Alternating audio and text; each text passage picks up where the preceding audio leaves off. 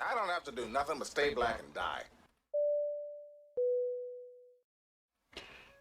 So I want to address two ideas that are coming from two particular YouTubers, and this is not a reaction video. This is just something I'm sure that there's probably a very small chance of those two content creators seeing this, but I just want to address a couple of concerns that I have. On one side, we have a gentleman, Hafiz Boku, who I actually really like. I really like him. I like what he represents and what he stands for. It's just, he's just in the wrong time period for it. And he has this thing where we should be the change we want to see, and we need to continuously get better, and we should change society for the better. No, I don't want to do any of that. And then on the other side, we have this idea of save your community black man. And I didn't break the community. I don't have any children outside of the one I had, in wedlock. I don't, that is not something for me to fix.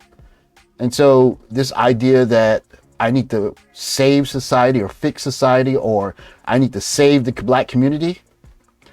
No, that's not, no. So just a quick message. I want to say a quick message first I want to say a message to Hafiz. Hafiz, I actually like your channel. It's one of the first channels that I watched when I entered this male improvement space. And one of the things I really like about your channel is that you spend a lot of time getting men to focus on what they can control and improve those things. But you also kind of suggest that men have this kind of duty to, to try and make society better and try and leave things better than we found them. And while I admire that, there's only so much of that we can do. At a certain point, that gets kind of toxic. This idea that men have to continually get better and get better and get better and get better, and then you're going to have this holistic idea of getting married, especially for men who have basically, I don't know, you if you go through your 20s and early 30s and you're not a select male, you are alone for a great period of that. And so you go through all of that, and then you put it all on the line for this idealistic idea of marriage. And I think that's dangerous. I think it's dangerous. And one reason I had to make this video is because I think for young men who hear that kind of message that work hard, you can always make more money. If you're paying X amount of spousal support, child support, you can't get ahead. And so as a young man, you got to avoid those kinds of mistakes. You have to. And so your message, while it sounds great, it's just, this is not the time for it. It's not the time for it, bruh. This ain't it. You had a chance to sit on a panel with a man that was 10 years your senior in Coach Greg Adams, and you talked twice as much as you listened to him. He has tons of information about what's going to happen in your marriage after your first year of honeymoon. Every man who's been married thought that they had life figured out in the honeymoon period of their marriage. Any man you speak to who was in a marriage and he was in that honeymoon phase, he thought he had it figured out. Life, love, everything. And then life happened. And what I'm trying to tell you and some of the people that that probably like the roommates and they follow is that life is far from ideal. It is far from ideal. And you could easily get into a lot of trouble trying to live an idealistic life in a real life situation. So Hafiz, the two outings I saw that you had this week, I think you need to take a little sabbatical, focus on your family, kind of recenter yourself, and just, you're going to have to sell something. You're trying to sell lemons to guys who don't want to buy lemons anymore. We know the lemons are obsolete. Take a break.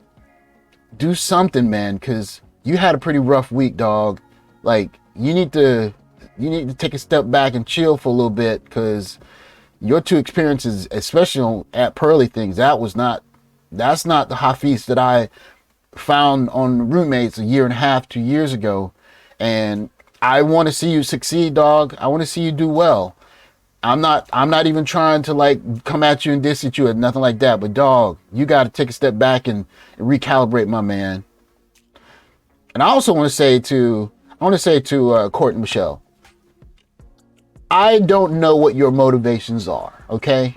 And you're from the way that you look in what you're advocating for, it all sounds great, but your timing is not great. There are videos on Lapeef Network less than a year ago of you talking to your baby daddy, right? And the idea that you're going to try and make this turn from whatever you were doing last year to like, hey, everyone, let's come together and rebuild the community. Like, hey, look, man, us non-baby daddies, you holler at the wrong folks. You gotta holler at the baby daddies to come back and save this community. Because the ones of us that got passports and we doing us and we SYSBMing, that ain't us. You need to go advocate to the dudes that have baby mamas. Like I don't know, save your community, black men with baby mamas or something like that. I don't know. But you're trying to advocate, you're selling lemons too. You're trying to sell lemons. We don't want the lemons. We don't want to buy a lemon. No, these guys who've been out here, who've been the educated lames, who've been the ones that didn't have the swag and got dissed and got looked past on it. You can't come to us and try and sell us lemons. We're not trying to buy those things. We're not trying to buy no lemons. Like, some of us is getting passports. Some of us are doing the monk thing. Some of us are SYSBMing in the States. But whatever it is, dudes ain't buying those lemons, man. We ain't buying the lemons. We don't want them. And so I don't know. I wish you the best in your endeavors and all, but you got to look at this from the other side. You got to, like, women don't understand that a lot of men have gone long periods of our lives without getting a lot of or any attention from women at all. And we're not talking about like scrubs. We're talking about average guys. So when you're going to come to average guys and say, hey, come fix all of this, it's like, hey, no, hold on a second. Like, we didn't break none of this. We didn't break this. I don't have no baby mamas. I don't have any. And if you're a man and you got no baby mamas and you got people talking about, hey, come save the community, hey, nah, I don't think I'm not going to be able to do it. Not going to be able to do it. So that's all I want to say. I just want to get that out because this idea that the responsible black dude's supposed to come back and rebuild the community, or we're supposed to be dedicated to making society better. Hey, man, look, you got to come at us responsible dudes in our 20s talking that mess. Come at us before you have babies without talking that stuff. You got to come at us early when we're grinding, when we're in the college room eating ramen noodles and instead of going out partying, you bringing over some macaroni or cooking something while we sitting in a dorm room building with somebody. Because those lonely times when all these responsible dudes are building, we know the only way we're going to get attention is not going to be from our swag. It's not going to be from our athletic prowess or from our statute or from our looks. It's going to be from the success that we create. And so don't come to the guys who are on the verge or on their way to success and say, oh, could you guys save the community? We didn't break it. You need to talk to the dudes, to the guys that are out here that broke the community, and call them up and tell them to fix it. Anyways, I'm running too long. Hafiz, my man, take a break, chill out, recenter, get it together, dog, because I want to see you succeed.